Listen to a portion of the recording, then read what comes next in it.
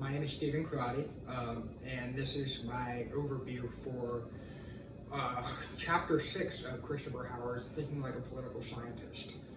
So this chapter really overviews how do we work with written documents. This can be really hard to do just because there are so many different kinds of documents. They come from so many different sources. How can we know what sources to trust? How can we kind of make sense of all this varying information? And also, how can we if we want to look at information from a more quantitative standpoint, how can we do that as well? So with that, I'm going to go into the 3 review exercises.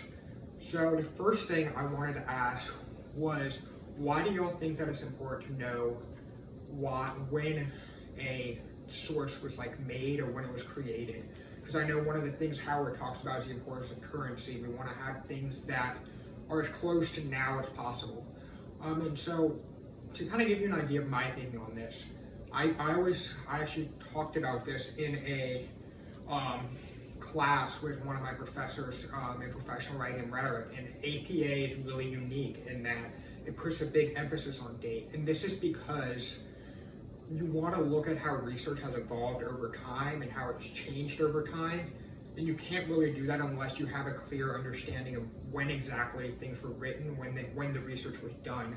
So having that understanding of when research was done, when the source you are looking at was completed, that can really give you an understanding of where it fits kind of into the evolution of the research as a whole.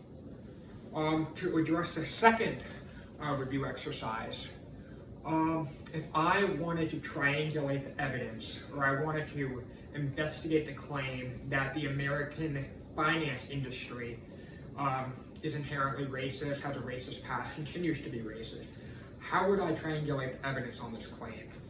So there's a lot of different ways to do this. So basically what I would need to do is look at a wide variety of sources. So what I would do is I would look from a variety of perspectives. I would look at data on who's been hired. Have there been any problems with kind of racial profiling in the hiring process? I would look at, in the education pipeline, what students are getting the opportunity to learn the necessary skills to participate in the finance industry, and how have issues of race kind of made that harder for some students.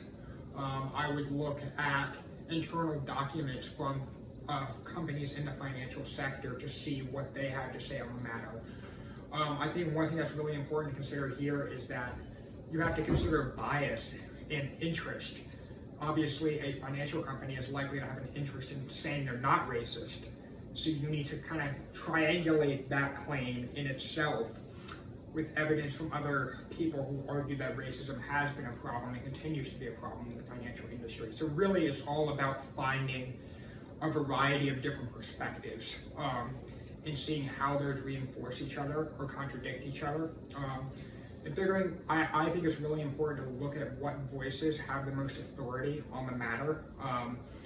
For instance, if you look at racism in the financial industry, like I was saying earlier, you're probably most going to want to listen to those who have been affected, who suffer the most disproportionately from issues of race in America historically and today.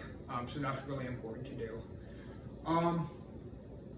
If I wanted to come up with hypothetical case in which I want to quantify written documents or do content analysis on these, which is where you kind of code them to look for numerical values and concepts and how those concepts can kind of be, like I said, quantified as a whole. So let's say that you wanted to look at how gender is addressed in Shakespeare's plays. So what you could do is you could take all of Shakespeare's plays, and any time that there's a clear reference to gender roles or the ways in which gender norms are expected, you could give that some kind of coding that you have predetermined. And by doing that, because Shakespeare has so much work and because you have so much data that you can look at, you can make kind of quantitative assessments based on that coding of how gender was played a role and how it manifested itself in Shakespeare's work. So this is really something you could do with a vast variety of written documents if you want to look kind of in a more quantitative way, how are these concepts kind of manifesting themselves. Thank you so much for listening to my overview of the questions for chapter 6. We only have one more chapter, sadly, y'all, so I hope to see you there. Thank you.